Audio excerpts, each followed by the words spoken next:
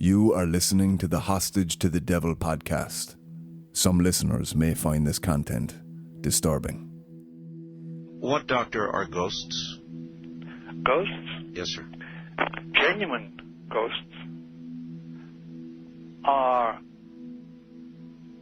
visitations by people already dead who are allowed by God to visit the living for some reason or other, usually known to the person visited, but not admitted by them until they wake up. There are some cases where what we call ghosts is demonic infestation of a house or a city or a street.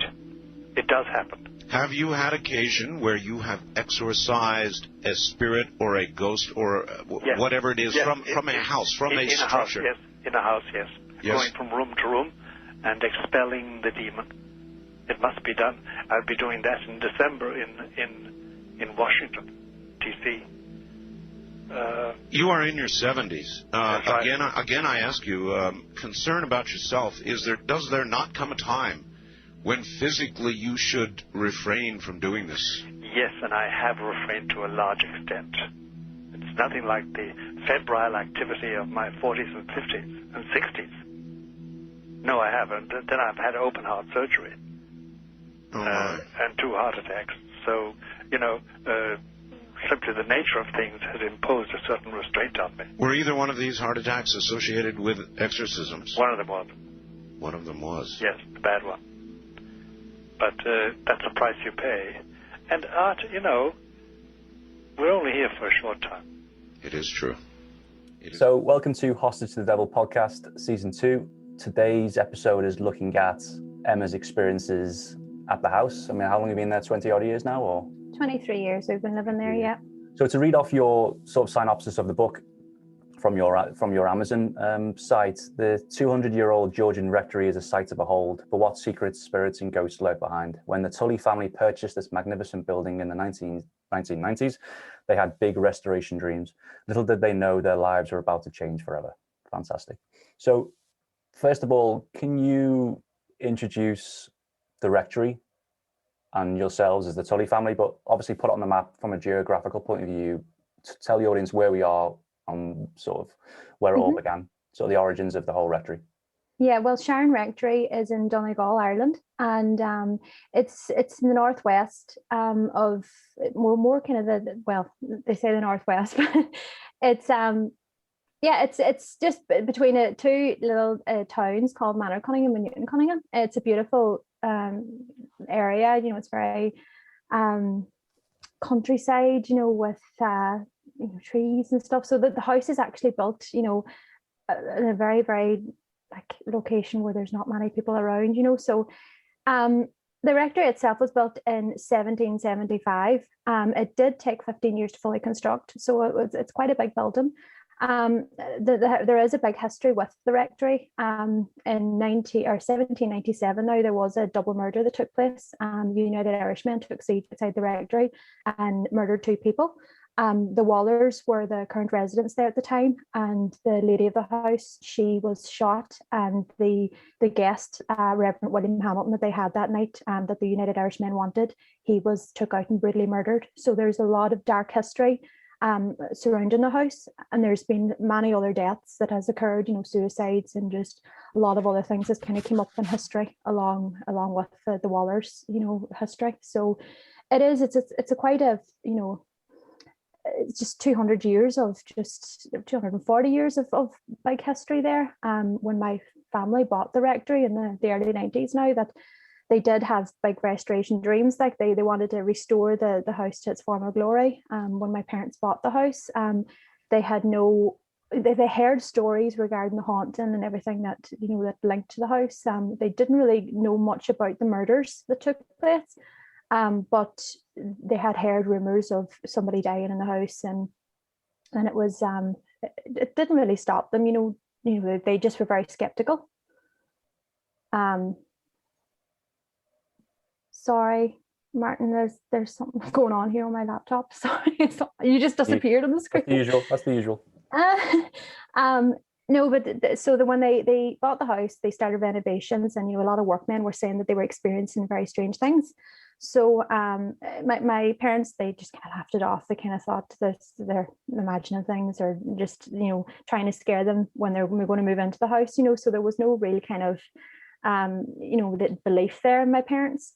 So when you say strange things from the workmen, do like apparitions or yeah, they were experiencing the apparitions, and there was a lot of weird things happening with the taps coming on whenever there was no water actually in the house. They were connected to the water at the time. They always felt they were being watched. That was another thing that they had mentioned quite a lot. And that tends to happen a lot in the house. Anybody that comes into the house at all now, they will say that they feel like that they're just something's watching them, even when they're walking through the rooms or corridors or whatever. They would mention about, they just have this eerie feeling. And, I was very young at the time when we moved in, so I didn't have any recollection of any stories with ghosts or history of murders, anything. To me, it was just a big old scary house. When they bought the house, it was in complete ruins. They just needed to start from scratch, just with renovation work. So there was a lot of work that needed to be done, and they relied on my uncle and my grandfather quite a bit, because they would have been in the building kind of trade. So they relied on them mainly, because other workmen, they just never stayed. So when we moved in, we did start to slowly experience things, and I started to experience a lady and come through my room at night. And the first time I seen her, she kind of formed as a mist into a lady.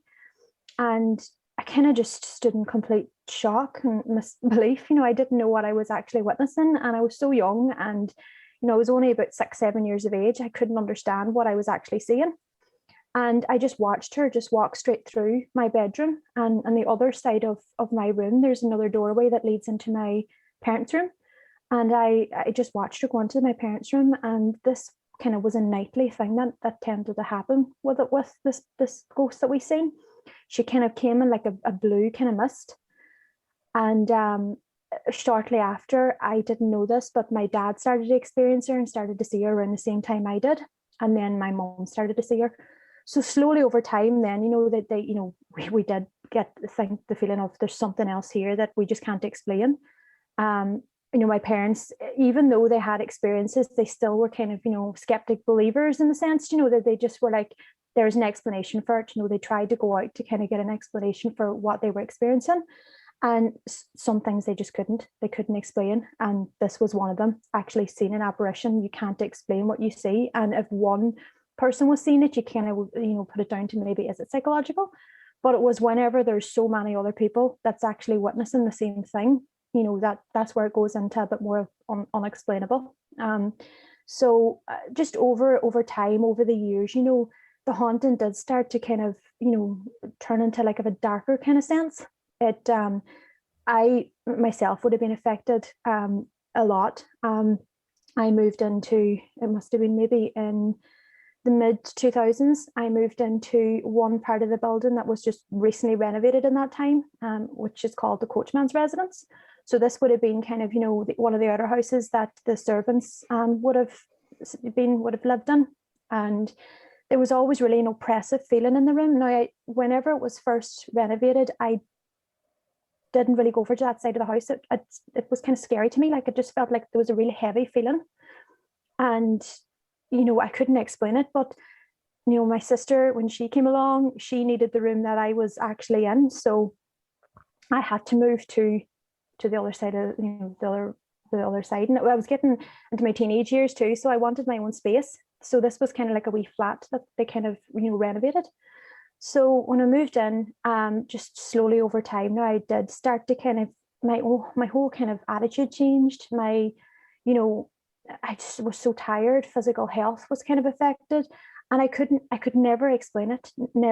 Like, but it was like at the time, I didn't really kind of link it to paranormal, anything like that. You just assume that, you're stressed, because I was starting college at the time, and, I was, really under so much pressure with assignments and things. So I was putting it all down to that.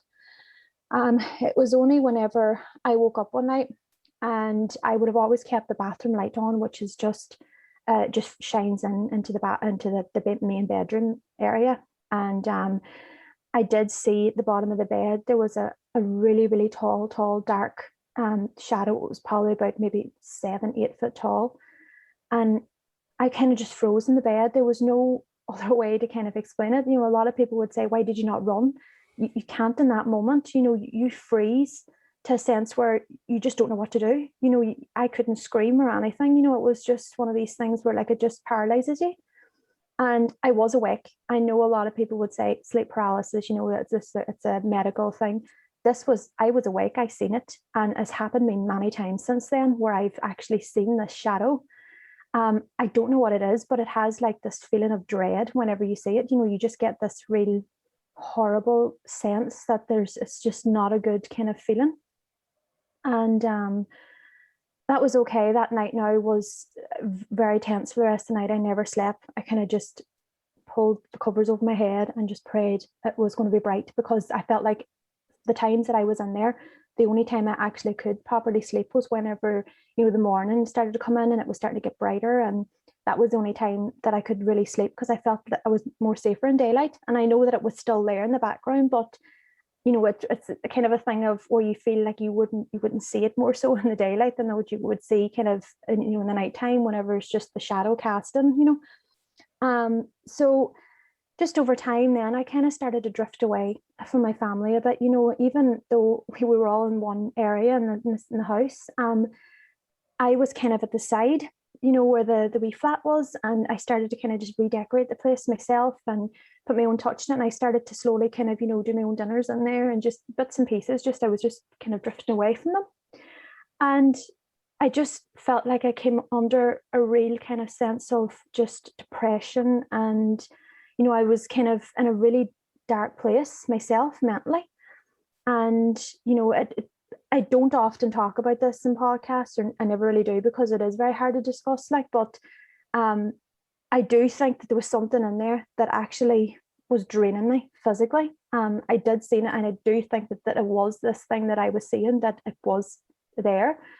Was it trying to attach itself to me? I don't know. To me, this was all, I experienced all the paranormal things with the blue lady that we were seeing and other little bits and pieces around the house, but this felt heavier. This felt more severe. There was another part of the house where I hated to walk past, was with the cellar door, and it's kind of infamous in the way, because this is where the man that was murdered, that the United Irishmen want, he was dragged from the cellar. So it's always got that kind of you know, that kind of feeling of the atmosphere from that, you know, they say, you know, the stone tape theory, where this kind of energy kind of stays within that area. You've always got that kind of atmosphere there. And I don't know if it was maybe that I was feeling, because I'm, you know, obviously over time I kind of developed, you know, my senses to this, and I kind of became more sensitive to different energies around me, and, you know, just the spirits and stuff around the house, because the house is very active. But between the cellar and the coachman's, they were the two places I felt that there was something not good. There was something negative that was around. And I had mentioned to my parents a couple of times that I do feel that there's something darker here. And they were like, no, there's not. Just, you know, whatever's here is not going to harm you. And, you know, at the back of my head, I knew it, but I kind of just was like, you know, okay, there's nothing here, you know, in the sense of that, like, so, you know, you just kind of put that front of like hoping that it's not going to get any worse. Before you moved into the rectory, were you a child that always picked up energy like that, or was this something new to you as a child? Never. I never would have, because the house that we were in previous, there was never anything that I ever felt there. It only seemed to be whenever I moved into this rectory, and the first time I seen this blue lady, it was kind of like from then on, it just seemed to be, you know, everywhere I went, then she was just kind of there in the house. And was the blue lady malevolence, like this dark shadow entity? No, she, at the very start, now we didn't know her intentions. You know, it was kind of the things that was happening around the blue lady. You know, my mum would be, you know, at night she would be praying, just pleading with her just to leave. And, you know, she would turn around and she'd be like, you know, just let me sleep tonight. and that would be a night that they would get sleep. But like, 7 a.m. in the morning, they would hear bang at the bottom of the bed. There would have been an old trunk, and it would have been like, that she would have hit it or something, because they would have heard this bang. And it would have frightened. It definitely would have frightened the two of them, both my parents. And for me, like, whenever I seen her, I was just terrified. On one occasion, she came in, and in the middle of the night, and I always slept with the light on, but even with the dim light that I had, I still seen her in the room. And she came in and she sat in the bottom of the bed, and I had the covers over my head, and I knew she was just sitting beside me because I felt the bed sink. And then I started to hear her humming, and I was like, what is she doing? And it was just, it felt like it was hours that she was there, and I was just praying for her to go. And she just left then, was no sooner than she was there. So what was she humming, like a tune or? Like a kind of I can't even describe it. It was like, something that you wouldn't hear in this day and age, but it was like, kind of yeah. And I don't know if maybe she was trying to comfort me, but like for me, I didn't know then what this meant, who she was, whatever. But now looking back, she's an intelligent spirit. She obviously knew she was trying to interact with me. So would have scared the absolute crap out of me. See, this is totally honest with you. It would have scared the crap out of me. Of course, it would scare a lot of people. Like, and with my mum and dad, the experience my mum had with her, that kind of turned mum into thinking that she isn't negative, she's not, was an awful dream my mum had, and I write about it in my book, where she just kind of went into this kind of deep sleep, but it was like really vivid because she remembers every detail of this dream. And it was when she was going through the house and she was calling for me, and she went out the front door to call for me. And we would have had 2 Labrador dogs at the time, and I was an outdoor child. I was always outside running around. And just a few weeks prior, my dad had put in a big pond at the bottom of the garden. And I would have always been kind of down around with the dogs, around the garden playing. And when she walked out the door, she was calling for me, but she seen me in the distance. And she was going through the trees and she kept calling for me. And as soon as she spotted me near the pond, I had disappeared, and the 2 dogs were left. And she said that she was looking into the water, and she dived in looking for me. And when she pulled me out, I was in like a pillowcase, and I was like a newborn baby, and I was dead. But she woke up screaming, and she says the bottom of the bed was Mrs. Waller, the blue lady. And she says that she had her head kind of tilted to the side as in sympathy for what she dreamt. So mum then kind of thought, is this a sense where she's trying to warn us about this pond? Do you know, it's a danger to the family, it's danger to me. And there was no hesitation. My mum contacted her brother, who was a digger man, and he came up within a few days and the pond was gone. And just that was kind of then made mum believe that no, she's not here to harm us. She's only here to kind of protect, if anything. All right. So it I do think that, she was a positive spirit, and she still is a positive spirit. She still is a big protector around Sharon. And I do think if she wasn't here, kind of sense, there would be a lot more darker things happening, because I do think that she kind of tries to keep it at bay. The other things now that I did experience in the Coachman's when I was a teenager living there. I went into the bathroom. Just remind me what the Coachman's is. Is that a separate building to the rectory? The separate building, the separate from the Coachman residence. So whenever I was in there, in the bathroom area, just preparing to go to bed one night, and I was just in brushing my teeth, and I looked in the mirror, and just directly behind me was just a plain tiled wall, and I seen a face come through the wall and back in again through the mirror. And when I looked around, there was nothing there. And it was just, I felt like that there was eyes watching me, and I hated being in that bathroom. I felt like I couldn't even shower in the bathroom. It was just, you always felt eyes on you every time you were in there. It was just a horrible sense, a horrible feeling.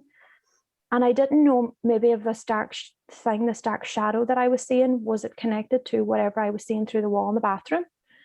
But just, it all started to make sense over time to me. And whenever I did get to a point where I couldn't live in the Coachman's anymore, I write about it more in detail in my book. I hate discussing it, but there was a point in time where I did try and commit suicide from being in there. And I don't know if it was linked to whatever was in there that just egged it on. And I do think that the oppressive feelings and a real oppressive feeling, but even the feeling of just being drained, physically sick, you know, waking up and being physically sick, completely drained your body. My mum would have to come in and maybe 2 o'clock in the day and try and wake me up, you know, because I was just so drained, and I was like, just leave me in for another while, and just never having energy. And just eventually, you know, when I became old, you know, got older and had my family, I moved out, and I was away from the house for a while, and I felt fine, completely normal. Of whatever normal is, it was nothing like what I was living in Sharon. It was just, there was no oppressive feeling, no depression, no nothing. And that's when it twigged to me, and I thought there has to be something in that part of the house that was actually causing me to be in that state.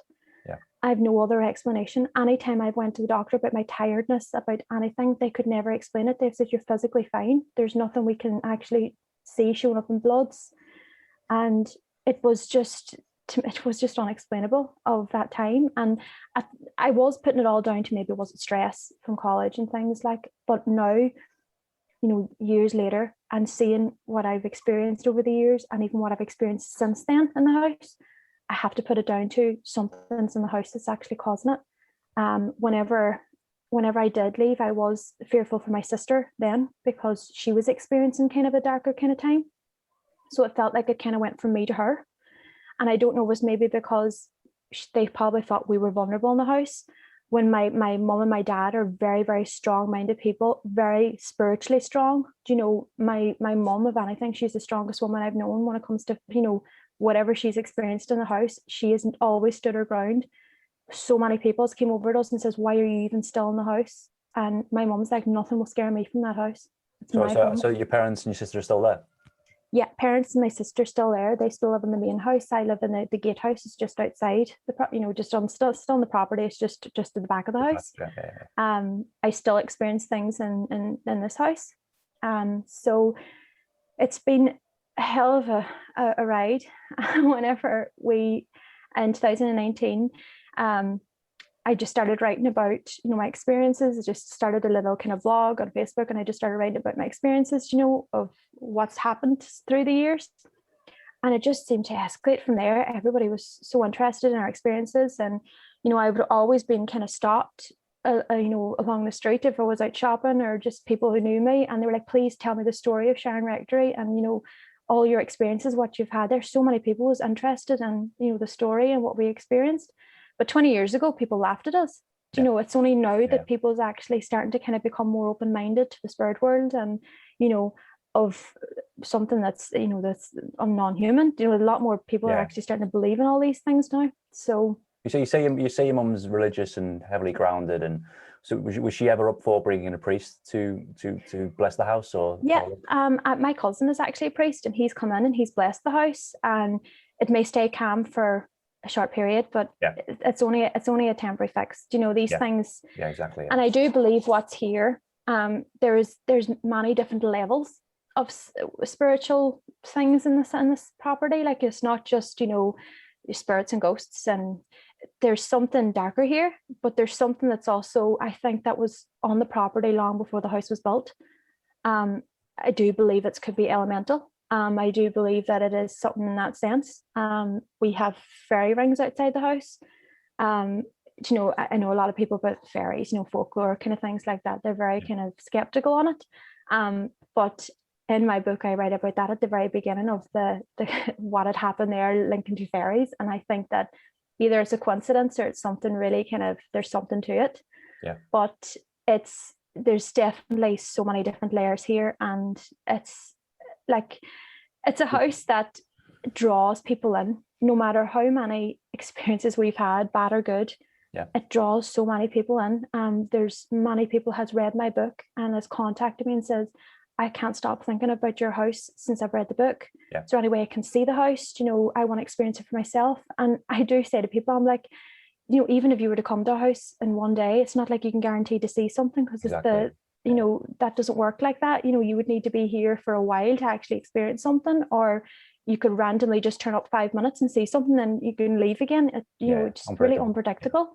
But I do think that a lot of people don't understand. They say that they want to experience these things, but a lot of these things that I've experienced and my family experienced can deeply affect people.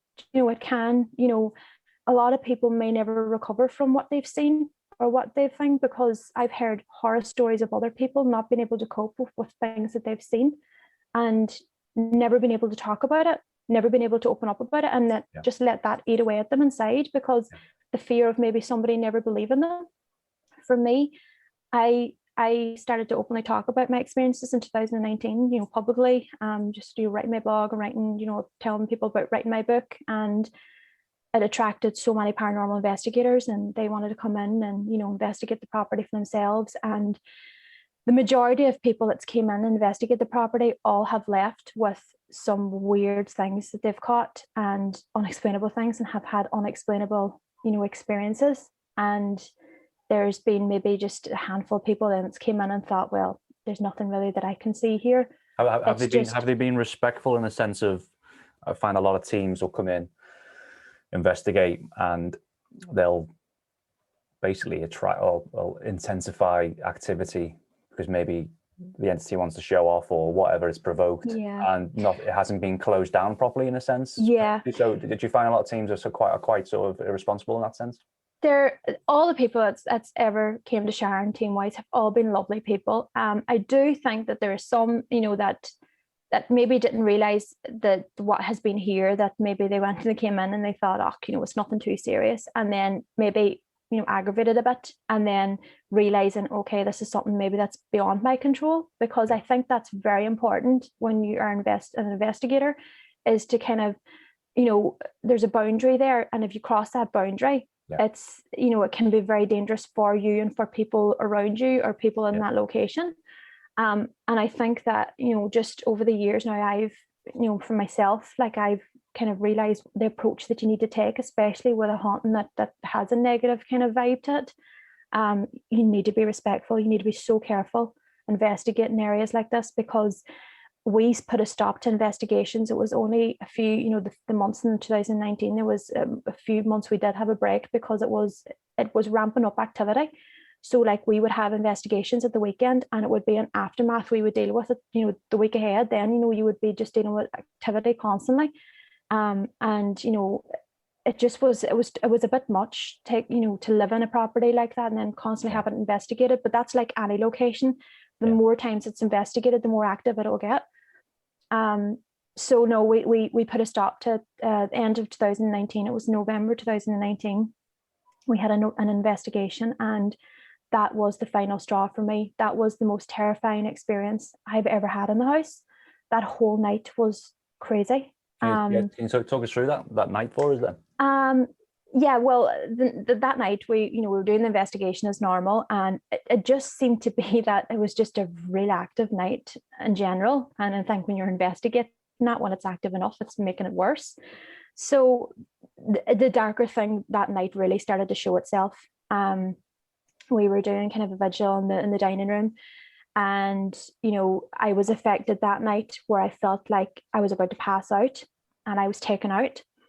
And the only way I can describe it is that I felt like I was burning in hell. That is the only way I can describe it. My whole body was burning from the inside out. You could feel my skin through my thing burning, my clothes, and I felt all right after a few minutes. But my mum, she's a very spiritual person. She's a gifted medium now. She's developed it over time, because she's living in such an active location. I think a lot of people will either shy away from it or develop it. And I feel like that all of us have kind of developed it, because, you kind of embrace the kind of living in a haunted house. So you either have to move away and forget about it, or, put up with it and try and learn how to protect yourself and learn how to deal with these entities and spirits. And my mom then just, she developed herself over time, and, she's trans medium, and something channeled through her that night that really terrified me, because I thought that I wasn't going to get her back. And, we were trying, me and my friend, she's a psychic medium. She's been with us from day one.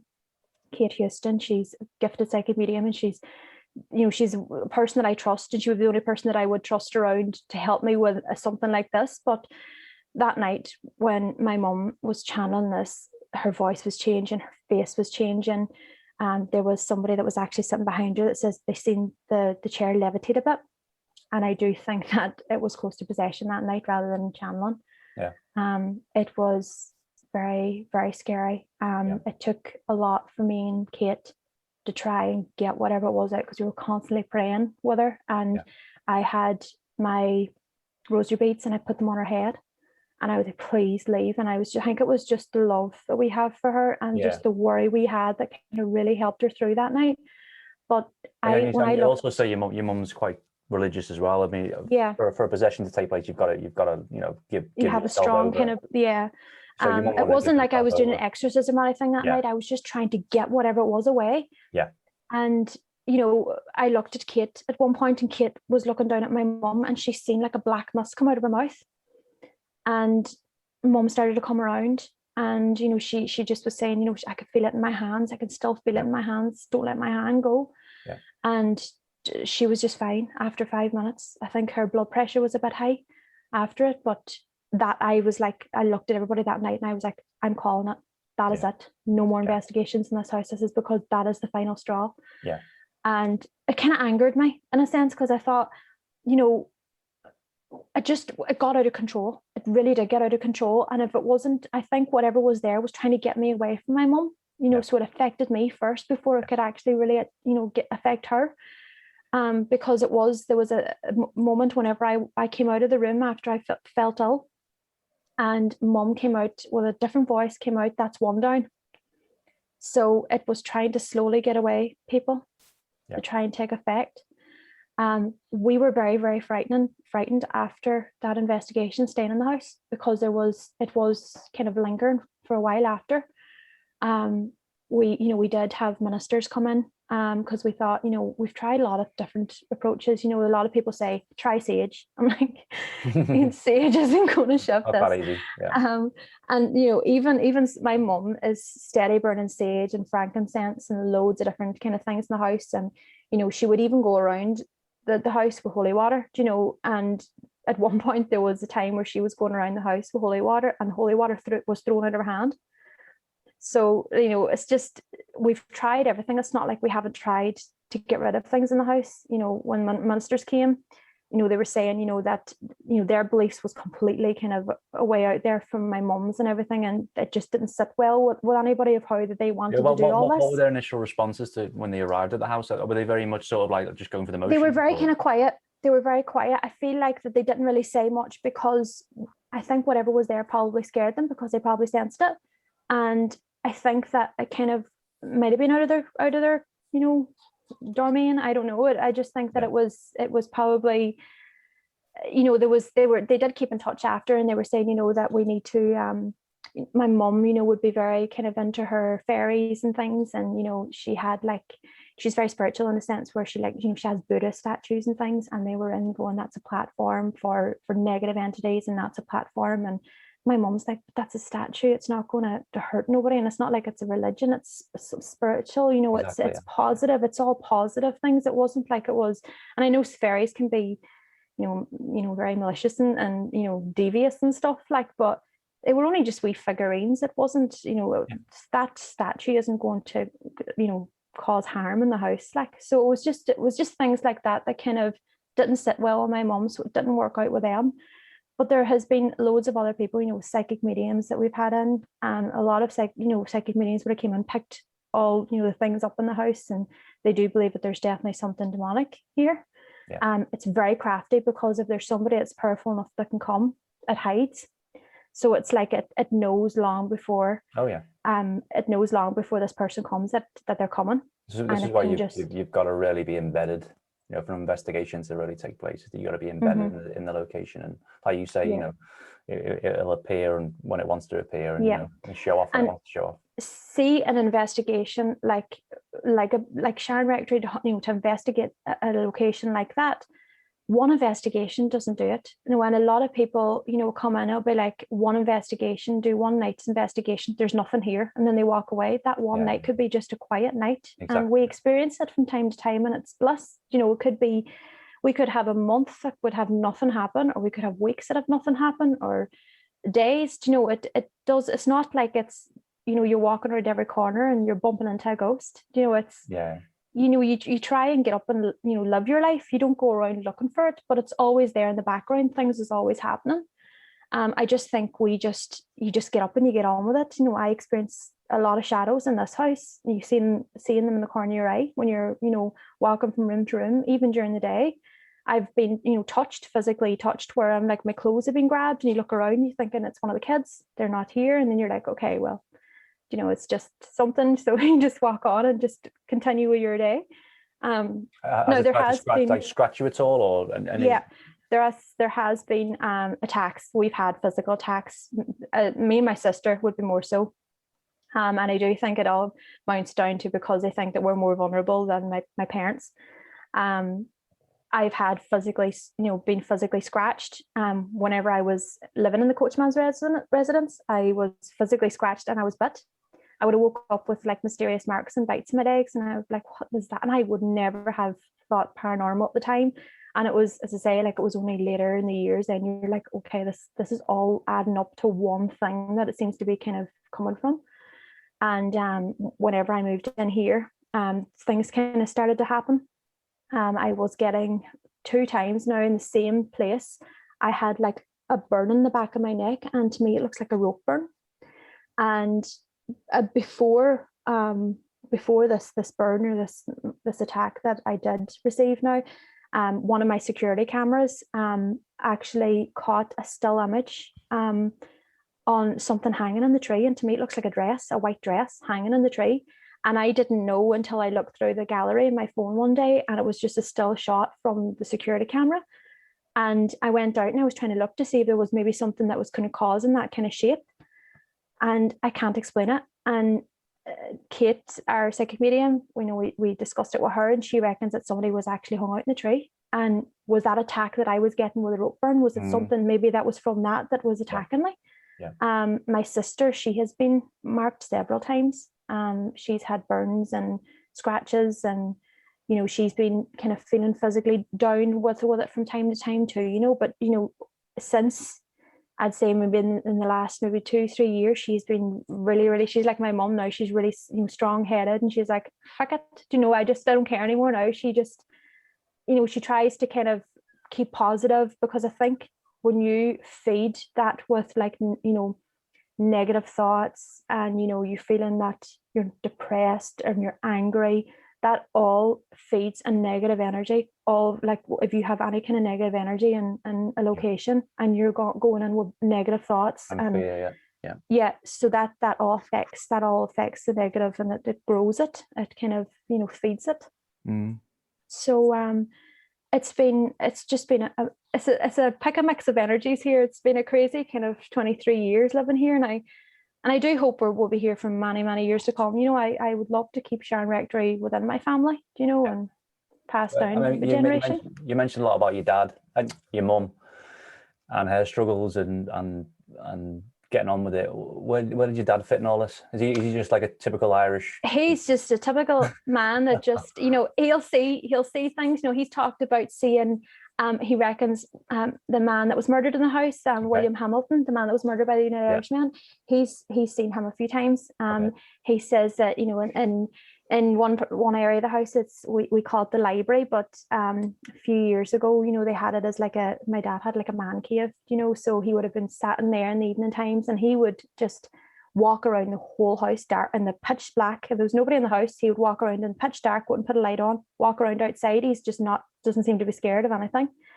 And he was sitting one night in the library, and he was just drinking his cup of coffee, just listening to music. And he says, just at the doorway, he just seen the silhouette of this man all dressed in black.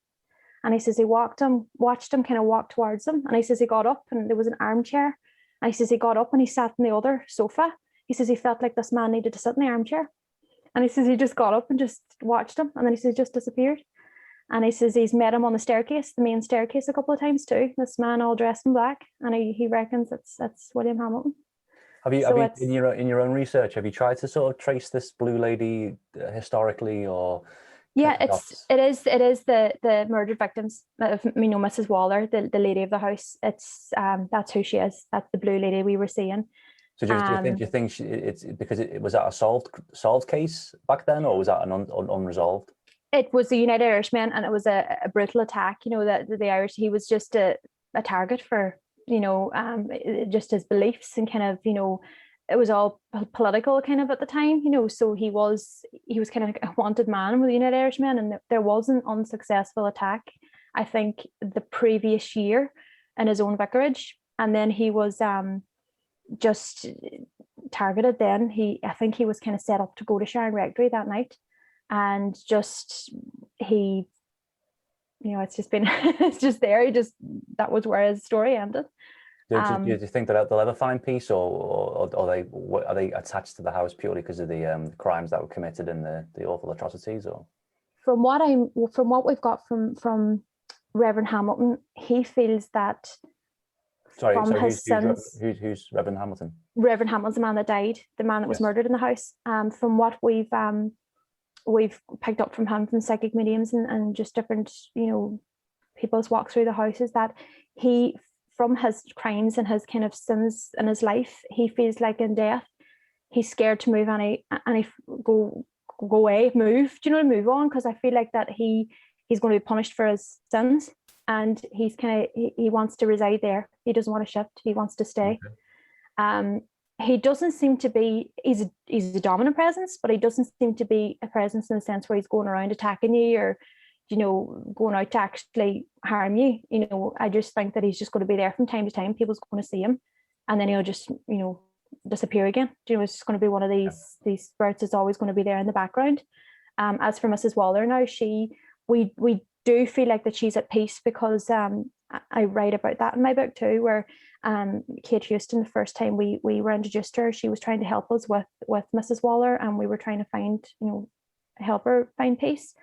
That was another night that was insane. There was a seance took place in the house, and this the things that happened that night was crazy. I was 6, 7, and I was in the kitchen area, and my dad was praying the whole night, and in the big dining area, there was just a few people around the table, including the psychic medium and my mum, and my granny was there, and they just started the seance, and she slowly started to come forward, and they says that everybody around the table experienced kind of what she felt in a sense before she died. So Kate, the psychic medium, says she felt a gunshot, but she says she felt like she was hit kind of in the shoulder, and that's where Mrs. Waller was supposedly shot, and she was supposedly shot in her ear too. And my grandmother, she heard a gunshot, and then my mum then just broke down in tears. So it was kind of like, all these kind of emotions were kind of just kind of channeled through them. And she kind of formed as like a teardrop and the table, unless they all sat around the table. Now, there was people that was there that night, that was reporters, that they actually reported it on a newspaper of everything that went on. Wow. And they were in misbelief. They were just like, is this actually happening? Because everybody was skeptic coming in, thinking they weren't going to see anything. And this blue teardrop just formed, and then it just went straight up into the ceiling and disappeared. Wow. And what makes it even more weirder is that my grandmother's neighbour lives up the hill, just up the road, right next to her.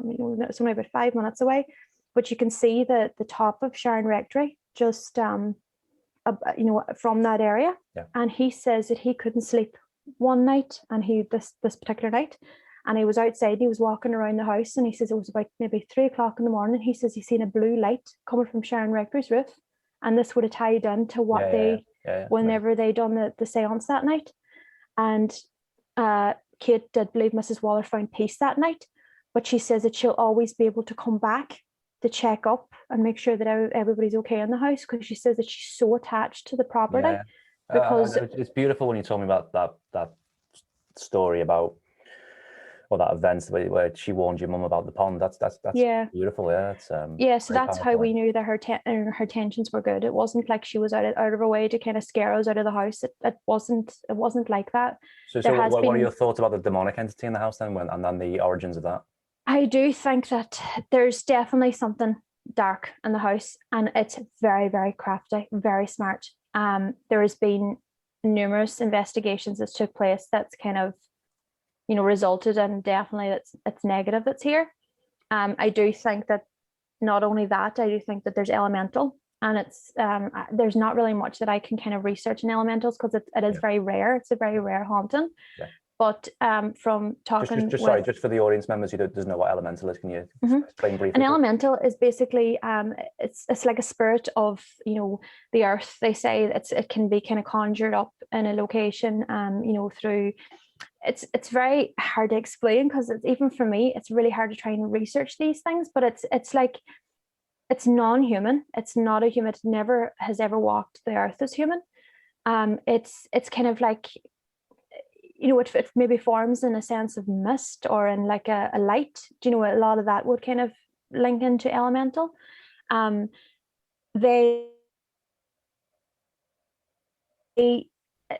Kate has told me about elementals is that when they're very low in energy, they can become negative. So they can actually kind of attack and become mischievous. So that's going from that. That's what I can really kind of find from it. And that's what Kate told me. But there is an elemental supposed to have been in Leap Castle. So that's the only other elemental that I would have known in Ireland that I've heard about. And I do think that that's the ancient thing that's here long before the house was built. That's on the property. It's attached to the property. Whatever kind of maybe going back to maybe the pagan times, it could have been maybe all linking into that. Maybe that was conjured through some rituals. I have no idea, but it's on the property. It's been seen. There has been a black dog that's been seen too. I forgot to talk about that. Before my parents even bought the property, it was about 10 years previous. The house was kind of laying empty at the time, and it was before it kind of really came into ruins.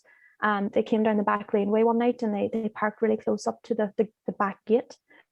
And whenever they were deciding whether or not will they get out of the car, because it was starting to get kind of dark and they were kind of going home, they heard the stories, and all of a sudden just before they got out of the car there was this black dog just appeared out of nowhere, and it started to run towards the gates, and it just ran straight through the closed gates without injuring itself whatsoever. It kind of banged up against the car and disappeared. And my dad looked at my mum and he put the car in reverse straight up to the house, or right up the top of the lane, sorry. And he was like, that freaked me out. They couldn't explain it. But it never put them off. They kind of thought maybe that's what I love about your mum and dad. But it was the way it just love it. You just get on with it like a ghost, they just are like, oh sure, dog whatever. entity smashes against the car. Yeah, I never knew this story. And then whenever we moved into the house, we were in it for a while, and I was outside with my dogs one day and I was walking down the back lane, and all of a sudden my two dogs started to sense something.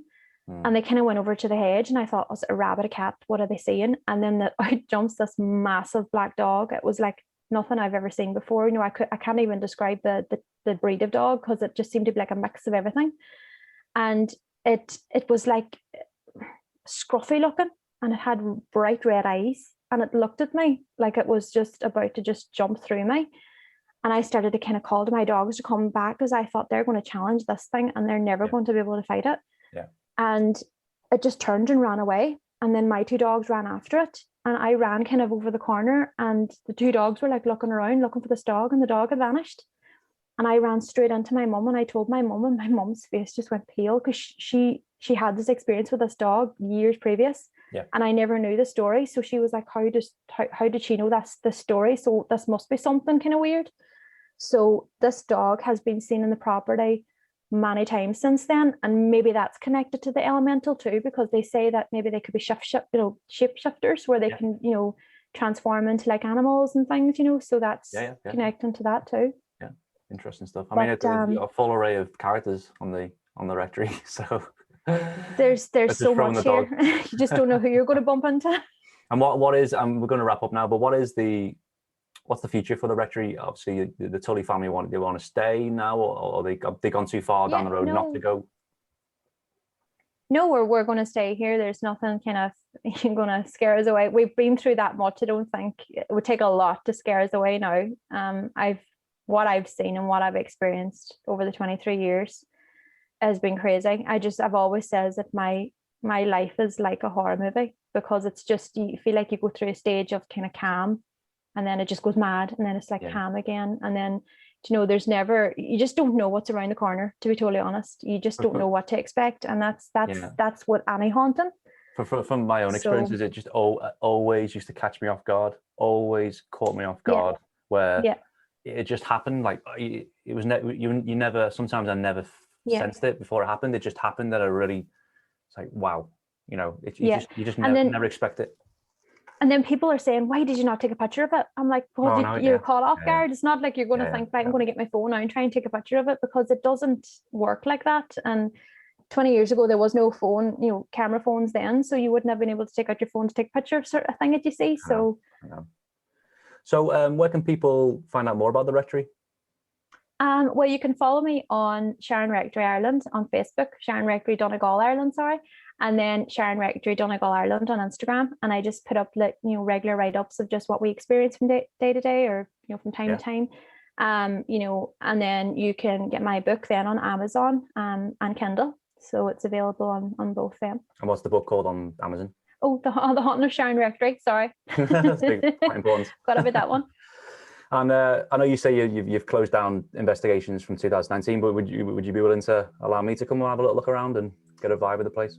Yeah, we can maybe see what you feel. Sure, you might be too spooked. You might only just come on the door and say no. No, trust me, I'm pretty much I'm spooked out myself. So. All right, Emma. So thanks for tuning in and calling in, and thank you for having me on the show. Yeah, and hopefully I'll get over to the place and have a little walk around and report back to the audience. But thanks so much for coming on tonight, and thank good you. luck for the future. Thanks now. All right. Okay. Bye. Good morning, Father. I have something that has been bothering me for about a month and a half now. Yes, sir. And it occurred when I was in bed laying on my side. Yes. And I was tapped on the shoulder. Yes. And I turned my head up over towards the bottom of the bed, and there was a big dark entity there. Yes. And he was grabbing me at my feet and trying to pull me. Is this the first time this happened to you? Yes. How long did it last? It seemed like for 20 seconds. Has it occurred again? No, it hasn't. Okay. Do you practice any religion? No, I don't. Well, I'll tell you, might be a good idea to pray, because I don't think you were drunk. No, I was not. No, I'm sure you weren't. I say that. I don't think you were. You sound very sober in mind, in judgment. Then this is what we call an obsessional harassment. It's probably a great mercy that it's done to you, because it may wake your soul to worship God. I do believe in Jesus Christ, and good. But this has been extremely bothersome of myself. It should be. I'll tell you. Have you got a pencil? Yes, I do. Write down. Go ahead. O creature of God. In the name of God who created you. Okay. And in the name of Jesus, who saved me, I exorcise you. Now, drop all fear. You have nothing to be afraid of. Thank you. But Thank you. spit those words in its eye. Okay? Thank you very much, Father. God bless. Good luck.